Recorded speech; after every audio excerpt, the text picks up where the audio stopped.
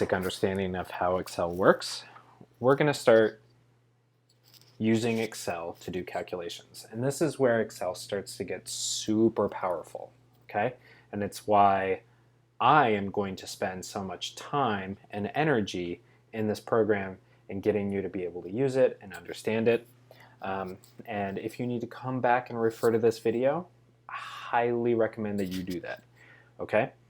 So in order to show you how to both do calculations and how to make graphs, I'm going to do a little example from physics, which is a distance versus time graph.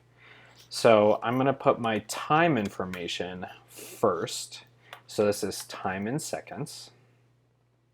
And then in column B, I'm going to put distance in meters.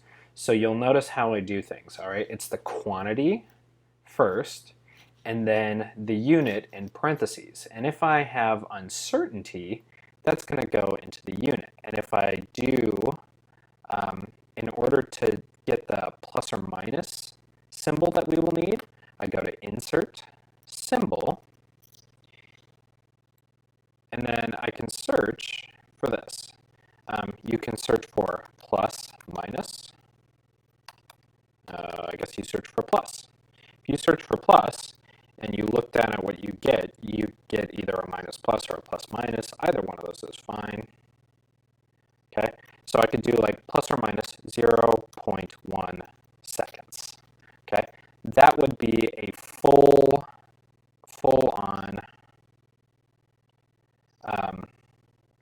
on title.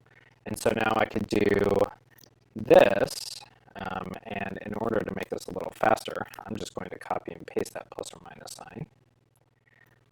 Plus or minus 0.01 meters. Okay, and this is going to allow me to talk about a lot of things. Now, when I look at this, it's kind of a mess.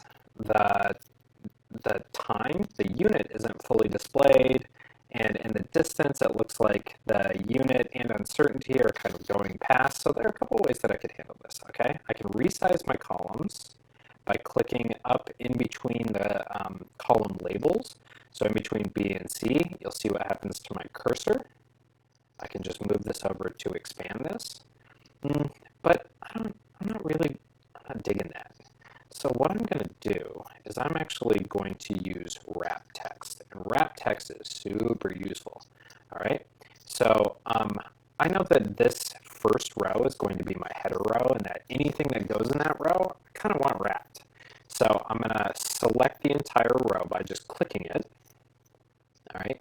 And I'm going to come up here to wrap text. And you can use a drop down to get a bunch of options, but I'm just going to go with wrap text. And what that does is it resizes the row to fit all the information for how wide your column is. Now, if I expand these both, okay, and hit wrap text, nothing's going to happen because I don't actually need to resize those. But if I come and make those a little smaller, because they can be, and then I wrap text, then they display a little nicer. Okay. All right. So now I can start putting some numbers in, and Excel is really smart. So if there's a pattern to your information, Excel will recognize it. And here's where some of the power of Excel comes in. Excel has this drag down where it will, if you tell it to, it'll keep calculating information. And you do that by mousing over the bottom right corner of where you've selected. So you'll notice that I have selected all the information in cells A2, A3, and A4. And you'll see in the bottom right corner, there's like a little thick box. Watch what happens to my cursor as I mouse over that.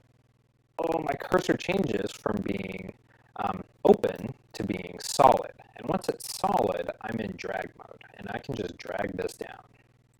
Okay, that's going to be really, really useful.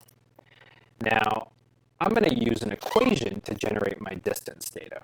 Okay, and in order to use an equation in Excel, we call them in Excel they're called functions. So in order to put a function in Excel, you need to start always the same way. You start with the equal sign. Okay? Now I'm going to do 3 times the time is my distance. And the way that we do this is 3, and then the asterisks is the times, and then the time, which is 1. Okay, great. And then in this one, I can do 3 times 2. Oh, but this is starting to be really slow. And this is just getting tough. So I don't actually want to do that because this